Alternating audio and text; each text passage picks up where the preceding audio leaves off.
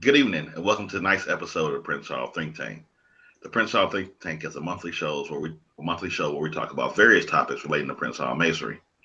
My name is Past Master Dave Gillarm, and I'm a member of Mount Pisgah Lodge number 53, located in Columbus, Georgia, where Cornelius Wilson serves our worshipful master. And I also have the pleasure of serving as the Grand Historian for the Prince Hall Grand Lodge of Georgia, where the Honorable Bruce A. James serves our most worshipful Grand Master. I'll be your host for tonight, and joining me we have past master James Morgan, past master James Young, and brothers Curtis Black and Ken Collins are unable to be with us tonight. As usual, or as always, the views and opinions that are expressed by us tonight in no way reflect the views and opinions of the Grand Lodges and lodges in which we hold membership. So now I'm going to pass to James Morgan and have him introduce himself. Good evening, everybody. My name is Past Master James R. Morgan III. I'm hail from Corinthian Lodge number 18 here in the nation's capital of Washington, D.C., where the Honorable Philip David is presiding as our 85th Most Worshipful Grand Master here in the District of Columbia. All is well with Prince Hall Freemasonry and Freemasonry in general here in the district, and I'm certainly happy to be here, and I'm even more thrilled to have my good friend, Past Master Young, here, not only because he's a good friend of mine, but because he has an excellent first name. So, I'm very thrilled at that. We're both named James. We both have glasses, and I can't wait to see his presentation this evening. Thank you. All right, thank you for that, brother James. And yes, in a short, we're going to have past master James Young introduce himself. He's a brother that I've always looked up to. There was various articles that he wrote for the Flaxes, just interacting with him on Facebook. He's a man that I definitely learned a lot about. And for all those up and coming Masons, especially the seasoned ones, he's definitely a great resource. So now we're going to have past master James Young introduce himself. Absolutely. First of all, thank you again for having me on your program. And can I be heard? Can you hear me? Yes, sir. Yes, sir. We hear you. Okay, great. Well, I'm past Master James Young II. I'm a 23-year member under the Most Worshipful Prince Hall Grand Lodge of Michigan, where currently the Most Worshipful Adrian L. Green resides as Most Worshipful Grand Master. I'm a member of Geometry Lodge number 49. And I've also served as the Grand Lodge Webmaster as well as the Grand Chapter Webmaster for just about 10 years now. And off and on, I also serve as Grand Historian as well. I also contribute, as you mentioned, the Phalanxes as well. I contributed to the Phalanxes Society in form of articles and things of that nature over the years as well. And I was actually one of Joseph Walks Jr.'s proteges, during his time. I was lucky enough to get under his wings in his last days. So he got me straight on Prince Hall history because for a while I was Grimshaw, all Grimshaw. So Walk straightened me out with Black Square and Compass. And after that, I was well on my way. All right, thank you for that, brother Young. And as I remember, there was a picture in the Flaxes, I believe, when you brought Joseph Walks to Detroit or to Michigan, if I'm not mistaken. So now we're going to get in. The topic of tonight's show is remembering our forefather and the Prince Hall Monument. Years ago, I received a small bit of correspondence about donating for this Prince Hall Monument. I really wasn't sure what it was. Just as pretty much other Prince Hall Masons around the country didn't really know exactly what this monument was. Then we started seeing articles about it. And it was a monument honoring Prince Hall.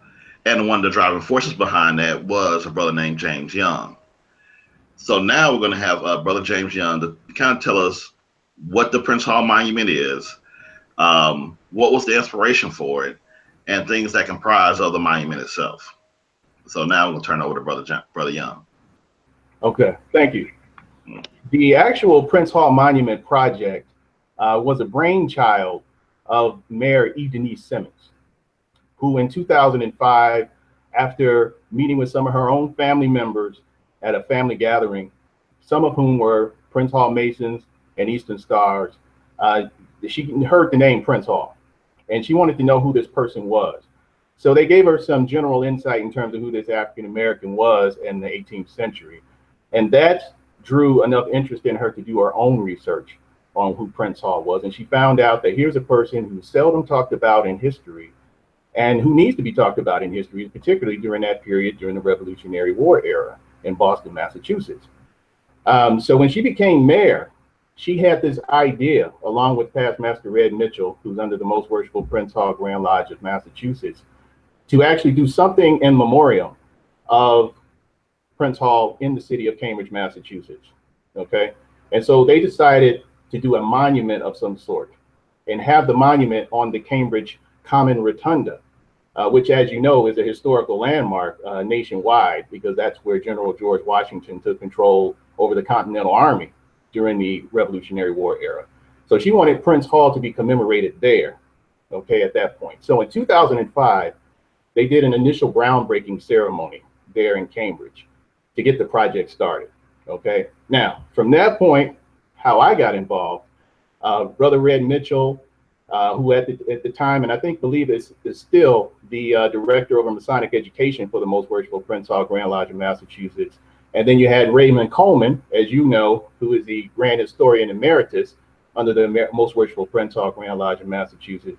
They approached me and asked me if I would be interested in participating on this Prince Hall Monument Committee, right?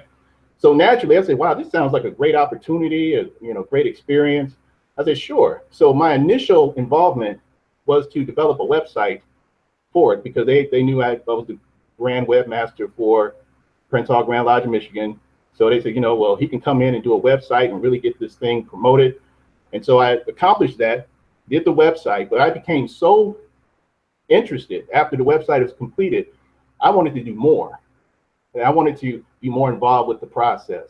So the mayor, if you will, gave me my wings, and she pretty much said, well, do whatever you think is necessary, to bring more awareness to this project.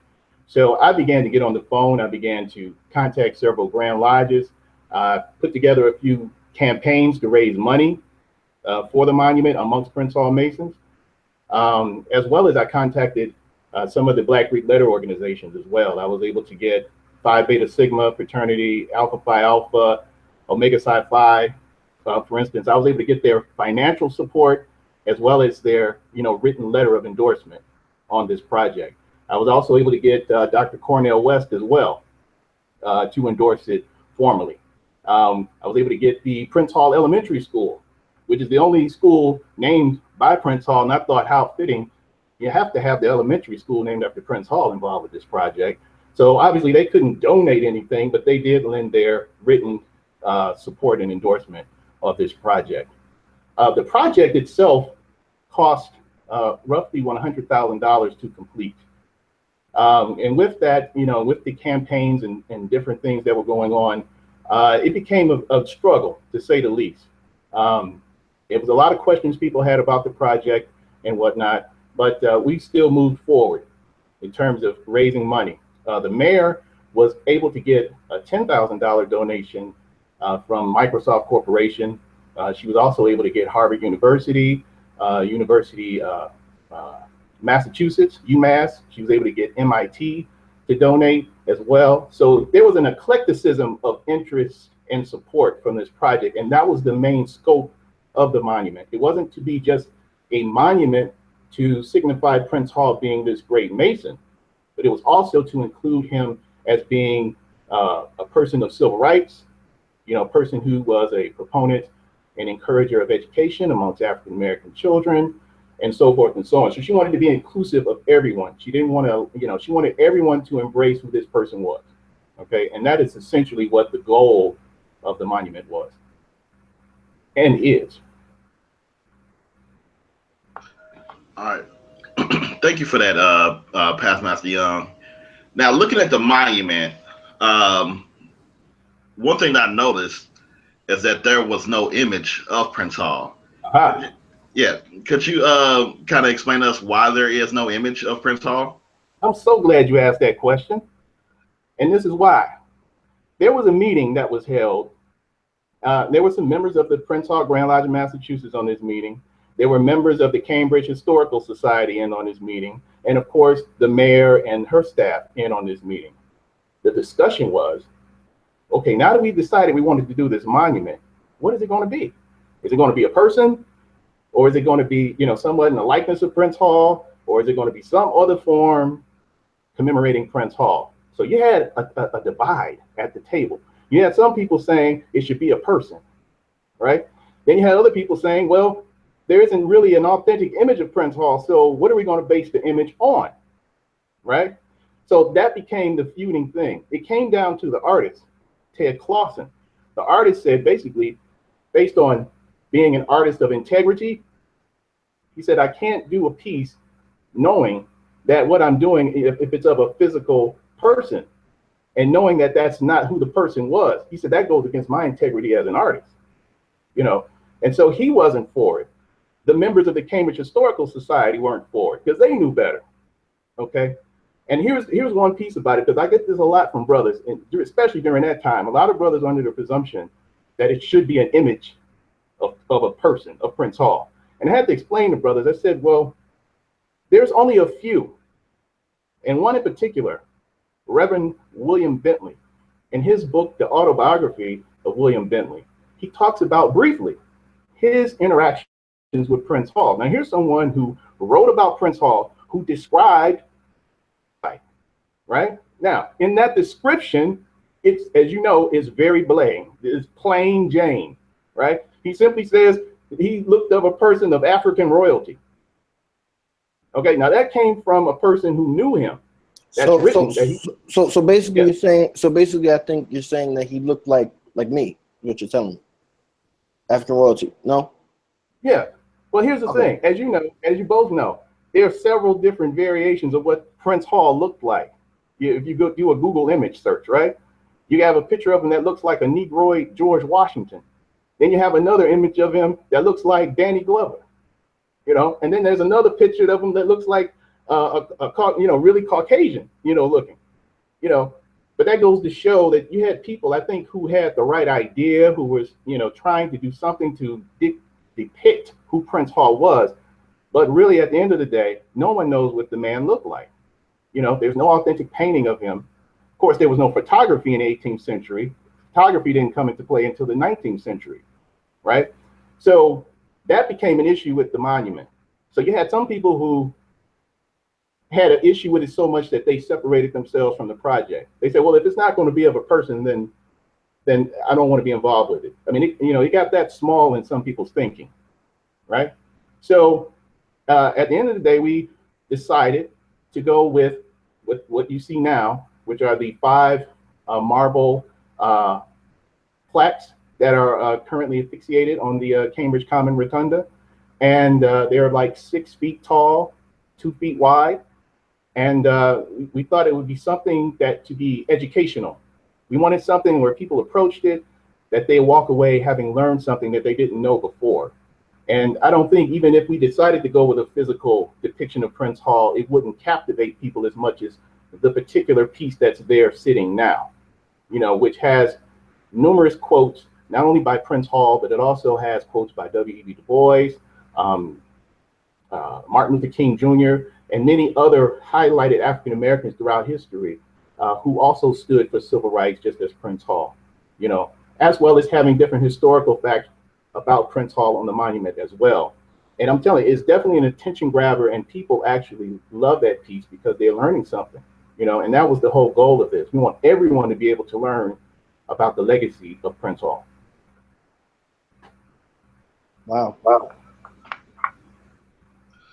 That's definitely interesting.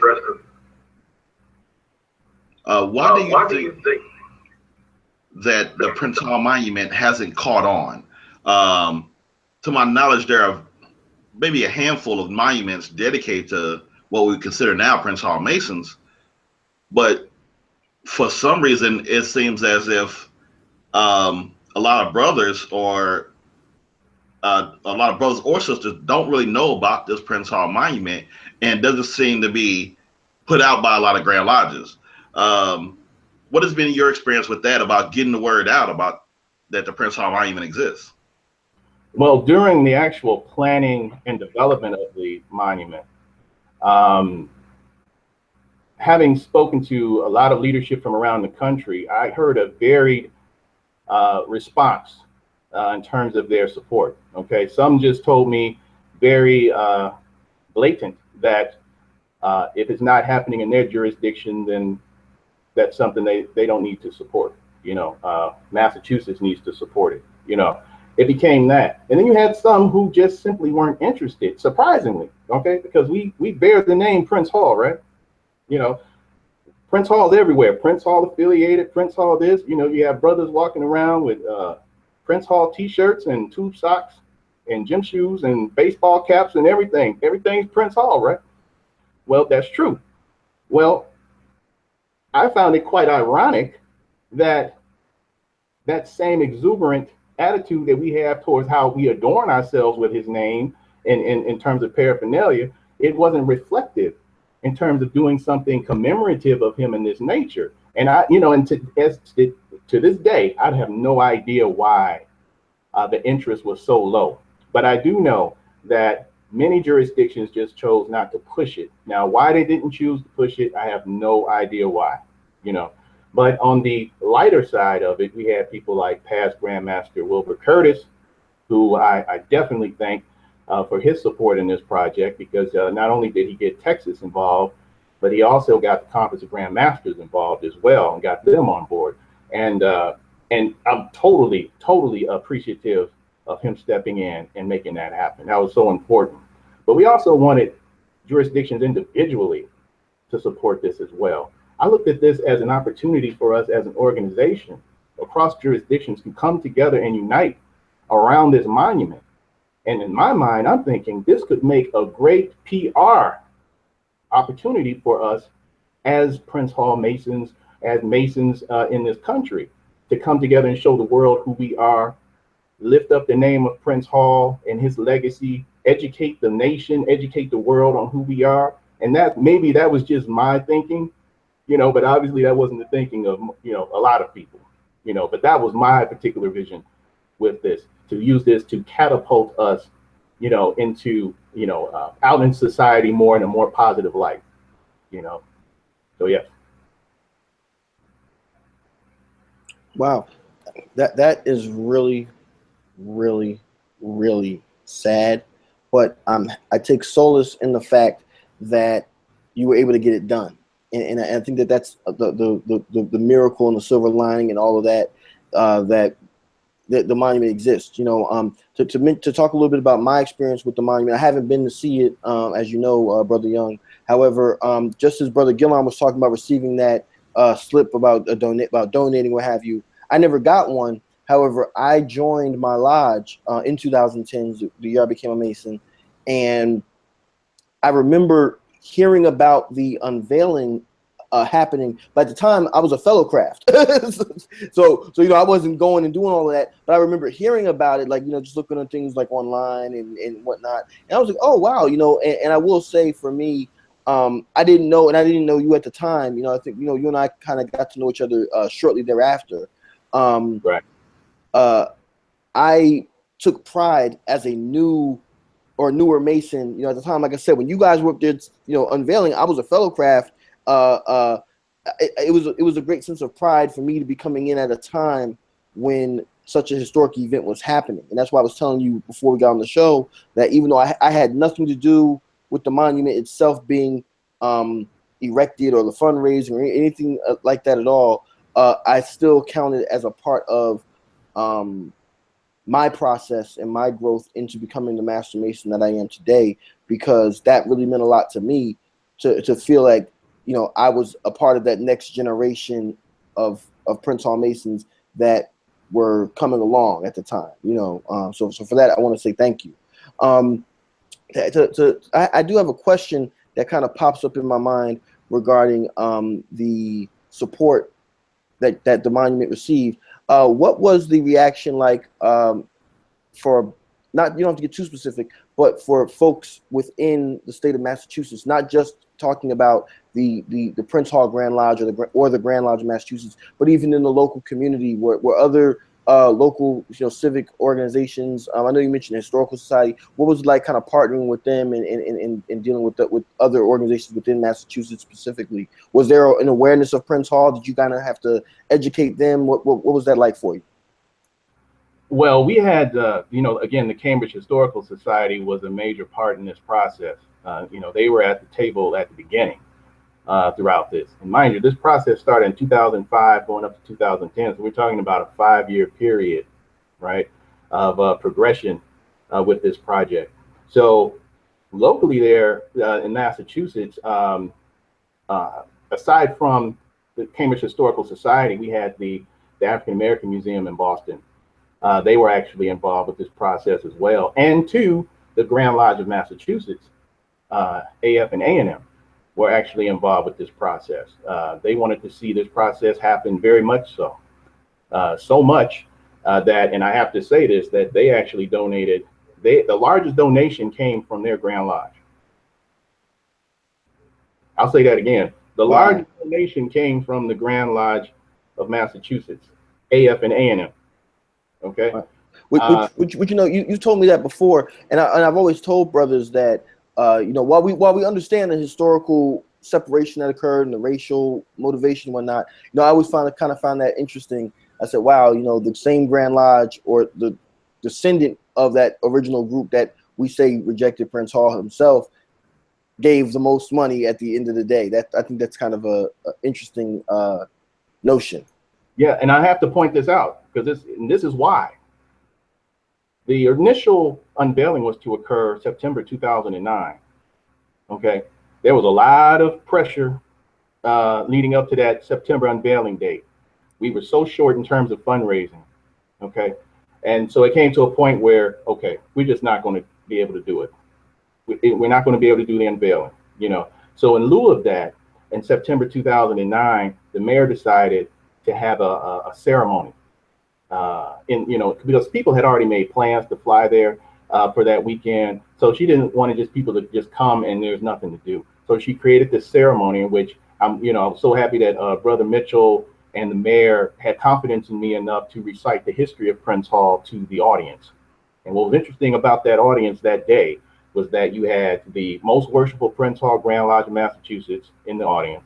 You had the Grand Lodge of Massachusetts, AF and A&M, and you also had the United Grand Lodge of England in the audience. So this was actually my first time reciting the history of Prince Hall, and that was my audience. Wow. And that was such a beautiful experience. I'll never forget that day for the rest of my life. That was such a great experience. But nonetheless, it was still somewhat disappointing because obviously the monument had not been completed. And of course, as you know, there were so many naysayers with this project that once people found out that there was a delay with the actual unveiling, we started losing people. We started losing the interest, the little interest that we had generated. Okay, because you had people that was really banking on it to fail. And I have to say that because that's really, they were banking on it to fail, not to succeed and get completed. So you can imagine how beat up we were as a committee, and we're taking the lumps. Because everybody's saying, well, it's a farce. It was a farce from the beginning and all this kind of stuff, But we continued on. We wanted to see it through to completion, right? So it came to a point where we had to get it done. If we didn't get it done, then we won't get done. So one day, the Grand Lodge of Massachusetts, and their being in kind, delivered a check over to the mayor's office. And what we were short, they filled that void. And I'll never forget Brother Mitchell calling me and giving me that call saying, Brother Young, we have reached goal. We have really reached goal. We can now set an unveiling date. Wow. And I'm telling you, because he was losing sleep and stressing out. I know the mayor was losing sleep and stressing out, because you already have people who donated, and of course, we wanted to make this a success, so even with a lot of people turned away, we continued forward with it. And so it was a great day when I was able to post on Facebook showing that the actual monument, showing the ground being broken and the brackets being put in the ground for the different for the 5 marble pieces, it was just a beautiful thing to post that, because now people seeing like, wow, this is really going to happen. Mm-hmm. You know, this is actually going to come into fruition. You know, and then people slowly began believing in it again. You know, but as far as like Dave was saying, what happened with the communication with the various jurisdictions? And again, I talked to, and I'm not going to mention any names, but there were several grandmasters who I actually talked to. In fact, that weekend of the actual unveiling in May of 2010. And they told me to my face that they received the press releases, they received communications from the mayor's office and everything, and they just put it to the side. You know, so there was no further communication to the jurisdiction to inform members about it. So you had a lot of members who were in the dark about it and still are in the dark about it, you know, but thanks to this show, of course, we're bringing light to it. So thank you again. Not a problem. That's what we're here for, sir.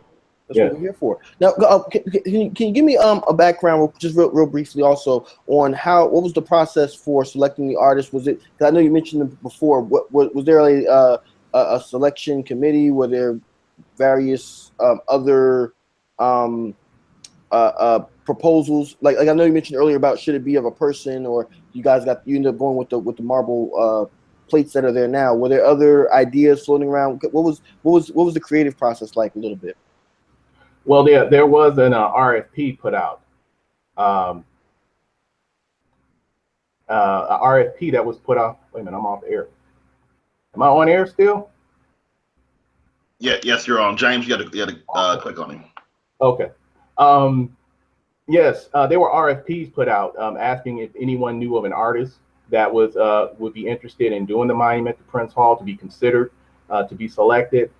So there was a process that was held for several months where people were actually, sent RFPs to, submit their bid to become one of the hopeful artists to do the project. And it just so happened that they ended up selecting a gentleman by the name of Ted Clausen. And Ted Clausen has done projects all over the country. He has a very extensive repertoire portfolio. So he was actually selected. The price that he gave, matched in terms of, the budget, in terms of what the mayor wanted to spend. So that's what we ended up going with in terms of that. But there was definitely a solid committee in place, and again, like I mentioned, the Cambridge Historic Society, members of the Prince Hall Grand Lodge in Massachusetts, and members of the mayor staff and the mayor herself were a part of those decision-making processes. Gotcha. I think that's wonderful. I want to definitely make sure we shout out before I pass it back over to Brother Gillarm. I definitely want to make sure that we shout out our viewers tonight who are tuning in. We actually have a brother who tuned in from the United Grand Lodge of England actually to see this. So I definitely wanted to make sure I made you aware of that also, because the word is not just going from the Cambridge Common, but it's spreading all throughout the world, even that this monument exists. So hopefully, brother, when you come to the States, hopefully you come check that out. Absolutely. Back to you. All right, thank you for that. The Prince Hall Monument is definitely it's definitely on my bucket list. And as much traveling as I do, I'm pretty sure within the next few months, I'll be able to make it there. Yeah. And also, too, I have to say this, that the monument is also about celebrating and commemorating the 5,000 Black men who helped fight for this country's independence during the Revolutionary War as well. Okay, so it's about Prince Hall, but it's also about patriotism, being the light of patriotism. So it's about also commemorating and recognizing those 5,000 Black men who participated in the Revolutionary War. And they too are part of that monument and represent that monument as well. So I wanted to also bring that point out too. All right, thank you for that. We got a question in from the chat. Question was asked: what would it take to upgrade the profile of the monument to become a nationally known and recognized site? Are there other certifications or recognitions or something like that need to be done, or anything like that, or is it status kind of set and we just have to keep educating our members and our friends and family about it? Well, that's a great question. I'm not sure what that process is for it to reach such a status, but people need to keep in mind that, again, as I mentioned earlier, that the monument actually sits on a National Historic Site. It's the Cambridge Common Rotunda. And if people do research on that, they'll see that it's a site where General George Washington took command over the Continental Army. So there's actually a monument of George Washington that's in walking distance, in short walking distance from the Prince Hall Monument on the same land. And two, after Prince Hall is actually the first African American to be commemorated on that land as well. So that's another piece too. So not only is it a historic site, but it's also historic in the sense that Prince Hall being the first African American to be commemorated on that piece of land as well. So it's a part of history. It's on history, so it is a part of history already. But in terms of that specific question, I'm not sure what the process is, but I can certainly find that out. I think that's profound, and I'm happy that you said that, because those are the kind of little things that people don't often think about. The fact that he's the first African American on the Cambridge Common, I wouldn't probably never thought about that myself. So thank you for sharing that. I think that's definitely important. Absolutely. All right. Our next topic, I mentioned before about how I got involved with the Flaxes and how I ordered all the back editions of the Flaxes magazine, and I started flipping through them. And the one of the articles, it's my personal favorite. It's about the $2 bill, and that's the article that she wrote. So, because as being a young Mason, well, at least when I became a Mason, one of the first things I was told was that Prince Hall, it was all these conspiracy theories, and Prince Hall himself was on the back of the $2 bill. So could you walk us through that article, your research, and how you came to the conclusion that it wasn't Prince Hall on the back of the $2 bill? Wait, what do you mean it's on the back of the $2 bill? What are you talking about? I've been walking around with one in my pocket for the past 10 years. What are you talking about? Oh, wow. Please explain this to me, Past Master Young. Please. I'm surprised, Morgan. I'm surprised at you. Please help me. I'm so surprised that. Please educate me. Sure. The inspiration behind that $2 bill article, I was speaking at a Black History program here in a school in the nearby suburb outside of Detroit. There was some Prince Hall brothers actually who worked at the school. So at the time I was in my active role as grand historian. So they invited me out to give a history piece on Prince Hall. Now, of course, I gave the general, story of Prince Hall as we know. So when I was done and I exited the stage, they all looked very disappointed. And I said, well, I thought I did pretty good. I thought I articulated all the information very well, and they received it well. I said, what's the problem? And he said, Young, man, you forgot one thing. And I said, really? What did I forget? You forgot to tell him that he's on the $2 bill. I said, wow, really? I said, no, actually, he's not on the $2 bill. And I said, well, I can't go into detail with you guys now because we're at a school and at this function, but I'll address it at a later time. So that inspired me to actually write a piece on the $2 bill as it relates or doesn't relate to Prince Hall. So I basically looked at the history of Prince Hall, and I never saw anything documented wise, substantive in terms of him being in politics, for one. Much less being involved in politics in Philadelphia, because that's what the back of the $2 bill is emblematic of or symbolic of, right?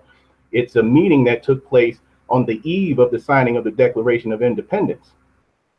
And so, of course, we know that there's nothing substantive in terms of Prince Hall being a politician or being a statesman, as well as having any dealings of that nature in Philadelphia.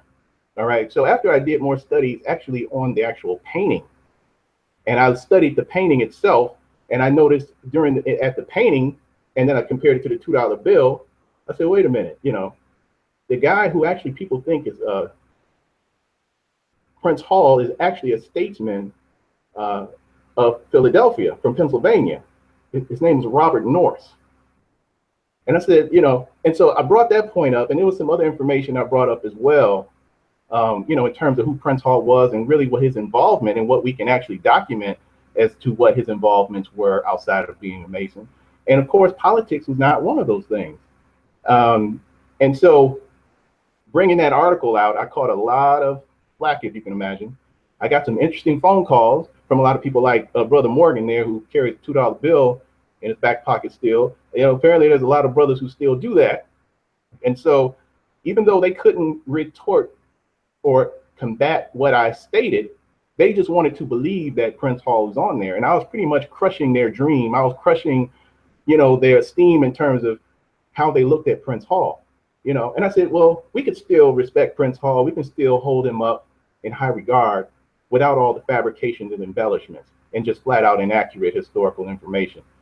We can still honor him without all the extra unnecessary information, And so you had some people who thanked me for it, who appreciated it, but you still had some brothers who said, well, I'm still going to carry the $2 bill anyway.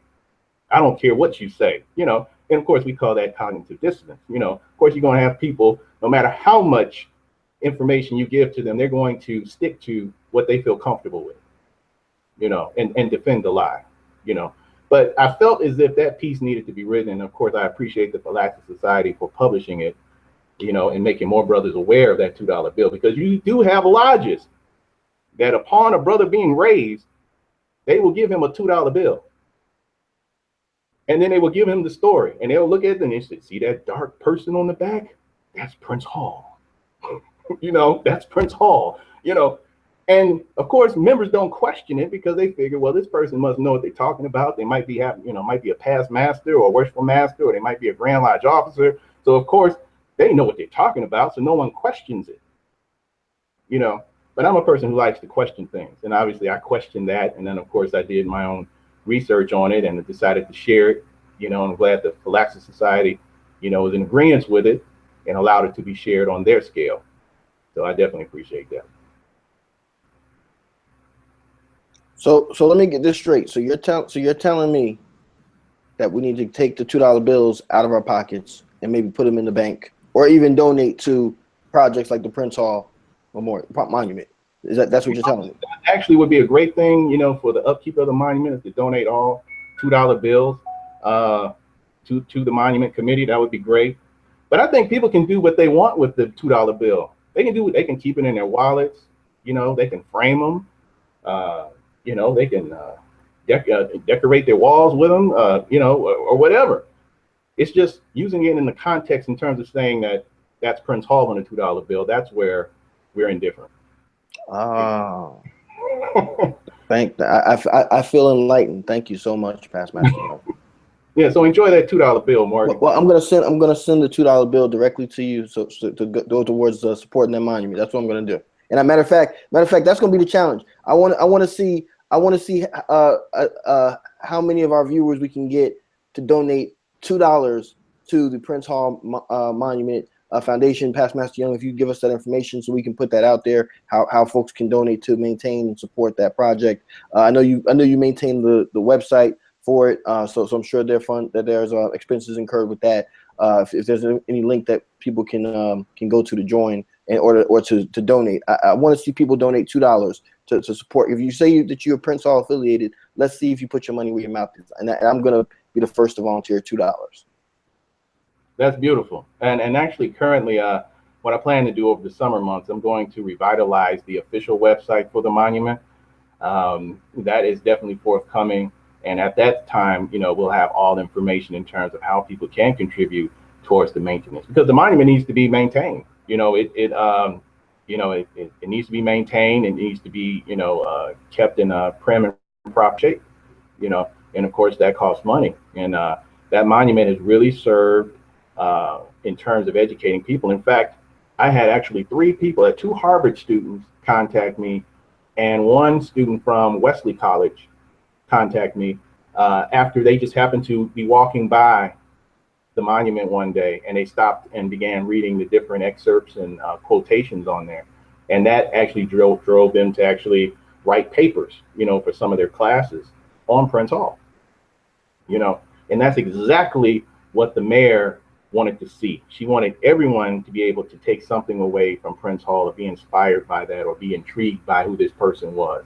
So it's always great to get those type of responses from people as well. Yes, that is awesome so far. And lastly, we've been in the process of trying to get brother Young on here for quite some time. Brother Young is in high demand. And one thing that we had talked about was highlighting brothers who are making an impact in their community. It's one thing to say that you're a Mason, that you're involved in community service, but very few of us are actually making an impact. Brothers like Troy Cousins out of Texas and brother Young, who we have here, are definitely making an impact. And one of the things that brother Young is doing is with the American Heart Association, how he's raising awareness for heart health. He's been featured in several magazines, been interviewed several times, been on several discussion panels, been all over the country raising awareness for heart health. So brother Young, could you take us to that journey for us? Sure, and thank you for bringing that up. I'm actually a survivor of what's called congestive heart failure. Congestive heart failure is basically when the heart gets to a point where it's weakened, and as a result of it being weakened, it can't distribute blood throughout the body as it should, and oxygen for that matter as it should. So it causes a lot of fluid retention in the body, and as a result, with the fluid accumulation, it causes the heart to enlarge. And it also causes the heart what's called the ejection fraction, which is the percentage of how the heart functions. It causes it to decrease and decline, especially if it's not being treated. So in short, that's what I went over and went through. And I was able to come out of it without having to undergo any surgery, any stents, or have a pacemaker put in or anything like that. I simply changed my diet. I changed my lifestyle. I stopped smoking. I stopped drinking. Stopped eating, fast foods and things of that nature. And I got physically active, and that just simply became my lifestyle from that point. And that actually changed my diagnosis. I'm a rarity in terms of a person who no longer is on heart medication. I was able to do so well that there was no need for me to take any prescription heart medication any longer, as long as I maintain that, that level of lifestyle. Okay. Now, I got involved with the American Heart Association, in fact, 3 years ago on a local level. I volunteered, spoke at several health facilities that housed heart patients, varied in ages, races, and everything. I spoke to whoever I could speak to. There was a lady who was the director of communications for the Southeastern office of the American Heart Association here in Michigan. And she recommended me highly to the national office. And then from that point, I became a national spokesperson, and I became what they call an ambassador. I'm one of the heart failure ambassadors, one of the national ambassadors now for the American Heart Association. So I contribute on a website called the Support Network website for American Heart, where I write articles, inspirational articles, informative articles for patients, survivors, and caregivers of heart patients. Okay. I also sit on a national committee, which is called the Strategically Focused Research Network on Obesity. And that particular national committee, I help oversee research study projects by the likes of Johns Hopkins University, Vanderbilt Medical Center, NYU, and the University of Alabama. And me being a lay reviewer, and I work along with all the PhDs, and I'm the only non-PhD, but they actually invited me because of the work I've been doing, dealing with grants with the American Heart Association. They felt I was competent enough to participate on that level. So now I have a 2-year appointment with that, So yes, my mission, particularly in our community, though heart disease affects people all over the country, it's the leading cause of death in this country. However, in the African American community, we tend to aggressively develop heart disease faster than anyone else. We also have the highest rates of high blood pressure than anywhere else in the entire world. These are subjects that are seldom talked about. So it became my mission to become that advocate voice, particularly in our community, to address it. Because it always befuddled me why the number one killer in our community is not being talked about. Some of us might think it's black on black violence. Some of us might think it's other diseases, or they might think it's the police, being the number one killer of black people, but it's actually heart disease. And it's not taken away from those other issues, but I always found it kind of interesting why the most paramount issue is not being discussed, So that has become my mission. And in 2014, I lost my father to the exact same heart complications that I had, and he died at 69. And so I noticed that the face of heart disease has changed. I was a congestive heart failure patient at 40. Okay. And some people are under the presumption that heart disease is just an old person's ailment. That's not true. We're now seeing larger percentages of people in my age range and younger, in 30s, now being diagnosed with high blood pressure, hypertension, having heart attacks, strokes, congestive heart failure, and things of that nature.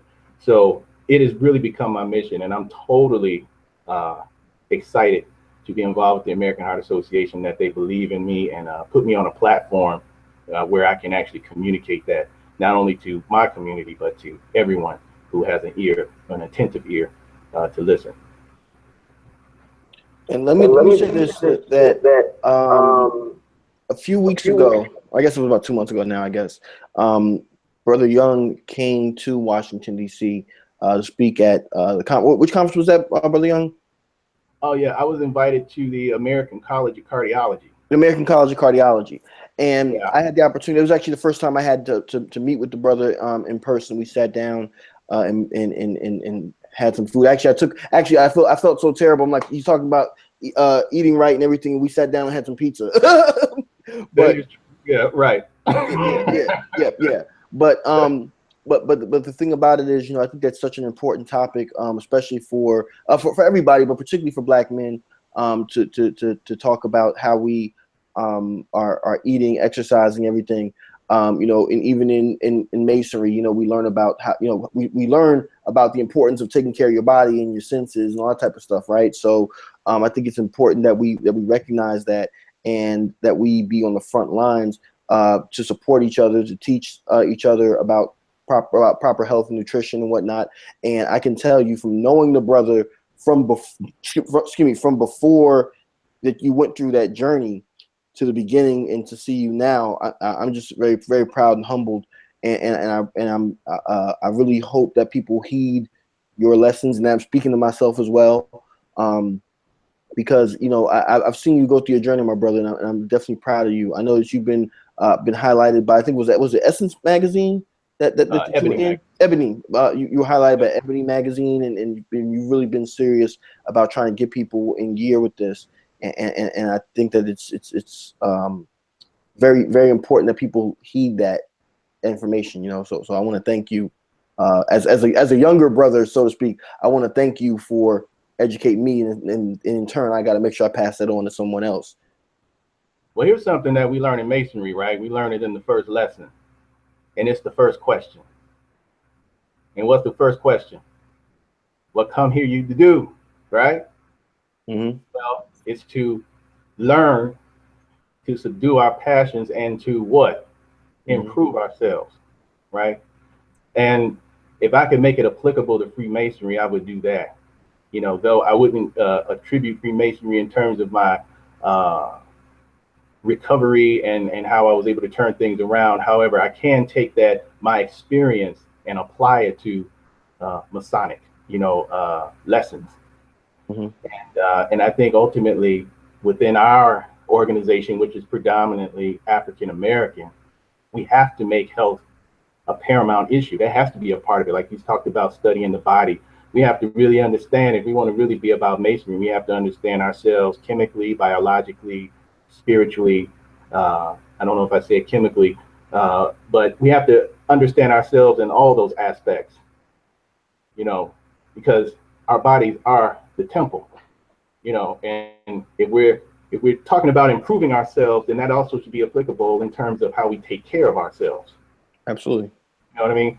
And so that's how I would apply it in terms of Freemasonry, and that's basically subduing my passions. What did I do? I subdued my passions by what? Well, if I knew I had a heart condition, I'm not going to continue smoking. I'm not going to continue drinking. I'm going to subdue those things or eliminate them in my case, totally, so that I can improve myself and become a better person to myself, to my family, and to the community at large, and that has become my mission. Hey, you got me. Yeah. And I'm gonna tell you, Brother Young, with me, you inspired me for a lot of stuff that you do. I lost my father, I believe he was about 40, 41 from a heart attack. Another uncle at the age of 27 from a heart attack. But my paternal grandparents both died at the age of 60 from heart attacks. I lost a lot of people on my father's side very young from all heart conditions. So the little stuff that you opposed, I was like, for me, I know that's since it's already in my genealogy, that I could go down that route as well. So I started watching everything that you post. Even when it came to, I believe about 4 years ago, you started talking about oil pulling. I had never heard of it before, but I started doing that. I started drinking the apple cider vinegar. So it's this little stuff. So I don't know how well you, I don't know if you know how influential that your words are, but they're definitely influential to me and changes that I've made in my lifestyle. And that's what it's about. I've learned at one point when I was my old self, I was more so of a hindrance to people. Now I'm more of a help to people. And I enjoy being more of a help than a hindrance, and I find that I can do a lot better by being that way than being the way I used to be, and to me, that is Freemasonry, because I literally was at a dead level health-wise, right? And I raised myself back up to a living perpendicular, and I got my square together, square my actions, and that went into how I treated people, how I treated myself, so yeah, so there's a lot of things we can, apply Freemasonry into real life, and this is one of those things as well. So I appreciate that. I encourage our jurisdictions to look at doing more work in terms of heart health awareness, because heart disease is the leading cause of death in our community, particularly with our women. Our women are developing heart disease at larger rates than anyone. Black men are second. Okay, so we have to really key in on that. And I think a great way to do that in our jurisdictions is to start heart healthy campaigns under these various Grand Lodges or any house. I don't care if it's the United Spring Council, if it's the Shrine or whatever house, or the Eastern Stars or Daughters, to start some healthy campaigns. Because whether people want to recognize it or not, if we don't change the paradigm in terms of what's going on in our community health-wise, it's going to continue to go down the line. And we're going to continue to see younger and younger people getting afflicted with these chronic diseases that are actually preventable, and so that is the scary part, So the first thing is high blood pressure, because in our community, we are diagnosed with high blood pressure earlier than any other group of people. It's very important that people understand that, because heart disease, high blood pressure, going untreated leads to heart disease, congestive heart failure, stroke, and things of that nature. So we have to become mindful about what are we doing to ourselves, what are we putting into ourselves, and also encouraging more physical activity. We have to get moving. Sitting is the new smoking. We sit so much that we actually can develop a lot of the symptoms that a person who smokes cigarettes develop, blood clotting and things of that nature in the body, because we're sitting and we're ambulatory people. We're designed to move. We're not designed to sit. So we need to impress that more, particularly on everyone, but more especially our young people, because they're growing up in societies where all they do is sit and play with devices all day, and they're not moving. And that's dangerous, because they should be moving. And Dave and me and Morgan, when we grew up, we were out, we were moving around, we were running, playing ball, we were doing a lot of things. You don't really see that dynamic much anymore. And something, I'll just tell a brief story on that, to contribute, is that a few years ago, I remember I was actually marching in it was St. John's Day parade. And we were marching through this neighborhood in DC, and it was, it was St. John's Day in the summertime. And so as we're marching through, I looked to the right, and there was a playground in a park, and it was empty. And it was a sunny day in July. We're marching, with our aprons on, going to this service. And I looked to the right, and the playground in the park was empty. And it was like a Saturday. And I looked to my left, and I saw all these young kids sitting on the stoop, like you said, playing with their iPads and things, or they're looking out the window, looking at us. And in my mind, I'm going, why is there nobody from the right, where the park and playground are? Nobody's coming from that direction, but all the kids and with families looking out from and it was a bright sunny day. That was something that stuck out to me. So I definitely hear you when it comes to that. I'm thankful that in my Grand Lodge, Grandmaster Phil David recently hosted a healthy living seminar where they did discuss heart disease, and I did go there. So your message is, and I don't know that he did that necessarily because of your work per se, but the sentiment is definitely being felt here in the District of Columbia, and I'm sure other jurisdictions, if they're not doing it, that hopefully they will be, because this is something that's life and death. And as somebody who has been a worshipful master, I know all three of us have served as master. Performing Masonic funeral services is an honor, but it's not something that you want to have to do, especially for something that's preventable, like heart disease and heart failure. So, brothers, sisters, get it together. Let's get it together, y'all.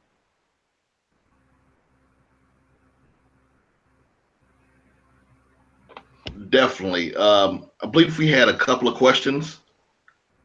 One of the first questions was directed to you, Brother Morgan. Me? Okay. Yes, this comes from Brother LaTroy Irvin out of the great state of Florida. Mm-hmm. And he asks, why not issue the challenge to each jurisdiction, basically, instead of in the individual members? Why not issue the challenge, the 2-hour challenge to each jurisdiction?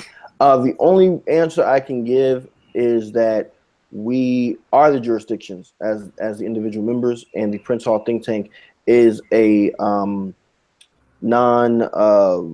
we are what's the word I'm looking for, Brother Gillam? We are a think tank. We are an independent program of any Grand Lodge, and we don't interfere in the politics or what have you of Grand Lodges themselves. So if you feel as though my brother, where you are, that's something that should be done in your particular jurisdiction, then push your leaders to do that. But here in this particular venue, we don't involve ourselves in the politics of various Grand Lodges, outside of what our regular duties are, where our membership is. That's the simple answer.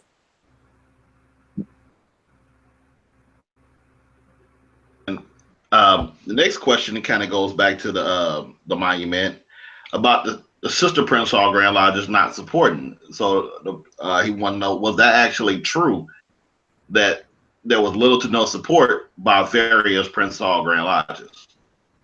Well, and also, yeah, go ahead. And I guess also the other portion is, what would it take to increase the communication between the jurisdictions about this monument? But I think you already kind of addressed that. Yeah. Now, without naming names, of course, let's just say out of the 40 some odd jurisdictions we have, 11 supported the monument in some varying degree or another. 11 out of the 40 plus Prince Hall Grand Lodges. And again, reasons behind that varies. Okay. But that's pretty much what it is. I'm not going to name who actually supported who and who didn't. I don't think that's important. But what is important is that, yeah, it was about, it wasn't the number that I wanted. I wanted, I guess in my thinking, I wanted everyone to be on board with it. I didn't think there would be an issue or apprehension of people getting involved with it. I thought it was an easy sale to me, but apparently that was not the case. Again, you had some jurisdictions who simply ignored it. You had other jurisdictions who didn't feel as though they wanted to involve themselves in another jurisdiction's project, even though this was a municipal project. It wasn't a Prince Hall Grand Lodge of Massachusetts project. It was a municipality project.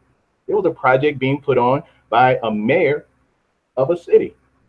And again, how often is it that you see that going on, where you actually see someone who's sitting as mayor saying, I want to honor Prince Hall during my time as mayor, and I want a part of my time to be spent developing a commemorative project dedicated and honoring this African American who has seldom been in the shadows of remembrance. I want to put him on the platform and put him out here on front stage, and I want to educate the nation and the world about Prince Hall. And I always was befuddled by this. Who would have a problem with that? But you'd be amazed how many people had issue and disinterest in getting involved with that project. So I think there's lessons that we can draw from this experience so that we don't repeat them. I think that's, at this point, as Morgan mentioned earlier, the important thing is that the project's done. Doesn't matter how it got done, it's done. So there's no point in crying over spilled milk at this point. But we can learn the lessons going ahead in terms of knowing that when opportunity comes to, be more mindful and be more attentive and more open to those opportunities and find a place of participation in those opportunities, instead of trying to find something wrong with it, try to find what's right with it, in other words. And that's what I want people to walk away from in terms of going forward with any project of the like that might come along in the future. Find out how you can participate in it, find out what's right with it before you throw up your guard of defense against it. Wow. Well, one question I do have is, how did your experience in organizing for the Prince Hall Monument actually influence your activism now with regards to the field of health and whatnot? I don't know if you've thought about that at all, but were there any lessons that you learned from that experience that have translated into what you've been doing more recently? Well, actually, my experience with the Prince Hall Monument has made me more and more thick-skinned. Because I always tell people, I said, going through the Prince Hall Monument project was not for the thin-skinned at all. It really wasn't, because I was one of the people used to call me the poster child for the monument. So I was out there as a face. People mention the monument, or they see the monument, they point at, that's Brother Young, Past Master Young. He got, so anything good, bad, or different, I got. So I think a lot of people didn't want to involve themselves in that project because they were unsure of the outcome. And I learned that lesson too. A lot of people won't get involved until it's safe to get involved. I was involved when it was unsafe, as well as the committee. It was a very unsafe territory because all of us were pretty green in terms of how to do a monument. So coming out of this process, I learned a lot. I learned a lot about, how to communicate with people, how to better communicate with people, going forward. How to effectively communicate as far as being persuasive, trying to get my ideas across, try to motivate people. I definitely came out of the project with those type of skill sets, and that just helped me in life in general, But if I do it all over again, I would do it all over again. It was a turbulent time, but it was also beautiful at the same time, especially after going through the storm. And then that beautiful day on May 10th, 2010, standing there and seeing the fruits of the labor being unveiled, it just made it all worthwhile, so definitely. So you're telling me that we're gonna have to get ready as we prepare to create the Dave Gillarm National Monument. So I need to make sure I'm not thin-skinned, is what you're telling me. Oh yeah. Okay, got it. Absolutely. Right, absolutely. Got it. That'll be a very small monument. All right. The next question we have are, will there be a specific website to keep up with the maintenance of those monuments over the years? And I believe you kind of addressed that already. Yeah, that's coming. That's coming. It's coming. It's coming. I'm going to be working on that over the summer to get that website back up and going. So there'll be information on there in terms of how you can support the monument, how you can contribute to its maintenance, and everything. And everything will be streamlined through that website. So that website is critical, and that's why I'm working on developing it and getting it back out there. Because it was definitely used as a great tool, and a lot of people used it around the country. So we got to get that back going again. And so, yeah, people can look forward to that. They can look forward to a lot more information, how they can support it. A lot of people at the unveiling, there was a lapel pin that was given out. A lot of people, there were only a few of those made of the monument. It was a monument, Prince Hall Monument lapel pin. So that's something else on the horizon on the website. We'll be able to sell those lapel pins and use that as a form of fundraising to keep the monument maintained properly. Wow. And that just gave me another idea, because in the great state of Georgia, we have a monument dedicated to the past Grand Master John Wesley Dobbs. And it's located in Dobbs Plaza on Auburn Avenue. And the statue is called Through His Eyes, and it's interactive, where you can actually stand inside the statue, look through his eyes down Auburn Avenue, and see Auburn Avenue the way he saw it. And inside it has various quotes. So maybe that's an idea I could pass to my grandmaster, my deputy grandmaster, about doing a lapel pin or something about that statue dedicated to past Grandmaster Dobbs. Right. And it's also, now I'm also interested to see how many other monuments that we have nationwide that's dedicated to Prince Hall Masons. Mm-hmm.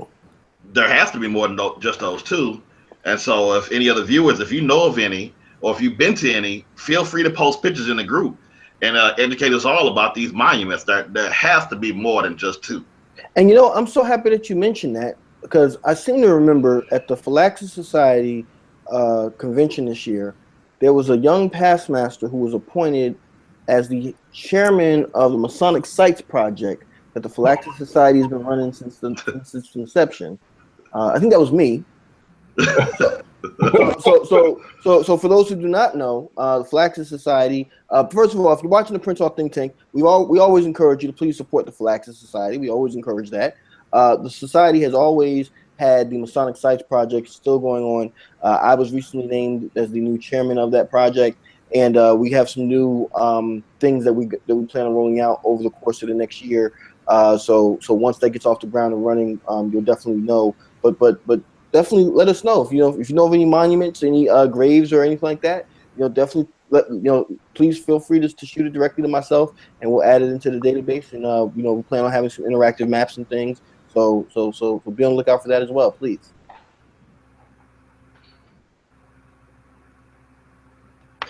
All right. We have another question from my good friend and brother Bird. It's directed to Brother Young. It said, will there be a miniature monument made? Because that would be also a good fundraiser. That's actually a great idea. I didn't think about that. That's a great idea. I'll definitely take that under advisement for sure. There were actually a few models made, miniature models made of the monument. Actually, when it was conceptualized, the artist did some mini versions of it, and I always wanted one of them. But him mentioning that kind of drives that point home again. And the idea, definitely, I'll definitely take that under advisement. That's a great idea. We have to do something. I think, if people donate to something, and this is something that we learned with the Prince Hall Monument. I think if people donate something, they want something in return. They want something, they give, want a little memento or something in return of giving, and that's something we didn't necessarily think about during the project. I know, like one of the general presidents of Alpha Phi Alpha, who was instrumental in connecting me with the general presidents of all the other Black Greek-led organizations for their, soliciting them for their support. He mentioned that to me. He said, well, if you're going to ask people for donations of any amount, You know, it's good to have something that they can take away from, or have a piece of them, you know, that shows, you know, like something like a brick, like buy a brick, have that brick somehow fixated along the monument, along the ground, you know, to show like Dave Gilliam, you know, have his name on the brick there. You know what I mean? A James Morgan brick, a James Young brick, that kind of thing to show like when, so that actually draws in more interest and say, hey, let's go check out this monument because, hey, my name is there. I was a part of this and you know, and I'm a part of history, you know. So those are things, those are oversights that, you know, that were missed, and those are learning opportunities as well for us, you know, that we walked away from. So, because again, none of us knew what we were doing in terms of actually doing the monument. You know, we just wanted to do something commemorative to Prince Hall. So it was all done in good faith. It was all done with good intention, you know. And so, yes, definitely. But I will definitely take that brother's idea under advisement. That was a great idea. Well, seeing as I don't believe we have any more questions, I believe we can go ahead and proceed to start wrapping up this show. It's definitely been a great one. I enjoyed it. I already knew coming into it was going to be an outstanding show, and the insight that you provided on the monument, the $2 bill article, everything you're doing for heart awareness. I definitely enjoyed it. I appreciate it, your contributions, and now we're gonna go ahead and get your parting comments about anything that you have coming up, and just let us know what you have going on. Yeah, actually, I'm actually going to be in a magazine, I think next month or July. It's a Health Monitor magazine. I know that's not a magazine you typically see on the newsstands. It's distributed to about 120,000 hospitals around the country. But they did a piece on me in that magazine, you know, so I guess if you happen to be in your doctor's office or, you know, unfortunately, maybe in the hospital, you know, I'll be in one of those issues of the Health Monitor. It's a pretty prominent magazine in the health industry. But I do have some speaking engagements coming up. There's planning now to have me come to Morehouse College and speak in the fall to the incoming medical students at the medical school to talk about my experience with heart disease and kind of use it as an inspiration for them in their journeys to become medical professionals and some of the things they need to consider, you know, from a patient's perspective. So I have some of those things, you know, speaking engagements coming up as well. So that's pretty much it. All right. And sorry, we just had one last question from my good friend and brother Tracy Johnson. He tuned in from Riyadh, Saudi Arabia. Okay.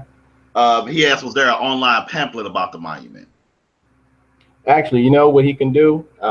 If he goes to the City of Cambridge municipal website, go to the main city's website, there is a piece on there about the monument. It's not very extensive, but if he goes on that website, actually, in fact, there isn't a pamphlet done yet on it. That's a good idea. That's something that we can work on with the new website and have that maybe a downloadable PDF document or something of that nature for people to download. Yeah, but that's good too, to have that piece, because people can take that and educate people in their lodges and other Masonic houses about the monument as well. So, if I could add something, Brother Young, too, let's not forget now that there is some video of the actual ceremony itself, as well as I believe you guys did a promotional video also, which I think is still online of the memorial also. Oh, that's true. Yeah, there's a promotional piece on the monument, as well as the an edited version of the actual unveiling. And I think if you just go to YouTube and type in Prince Hall Monument, yeah, you'll get all of that. You'll get the unveiling and all of that. And as I was mentioning to you offline, I'm still trying to get the full footage of that day as well. So so hopefully we can get the full footage from the cable access station there in Cambridge if they can locate it, and I'll be able to streamline the full ceremony online so people can see all the speeches, you know. All right, thank you for that. And now we get parting comments from past master James R. Morgan III. Oh yeah, one last thing. If any jurisdiction is interested and wants me to come speak about heart disease and come and represent officially as American Heart Association ambassador, I'm open to that as well. I do speaking engagements and things, so I'm encouraging our jurisdictions to do that and utilize me, because this is my life. This is a part of my life now. So if you're interested, if you want to learn more, you can always feel free to contact me, and we can make that happen.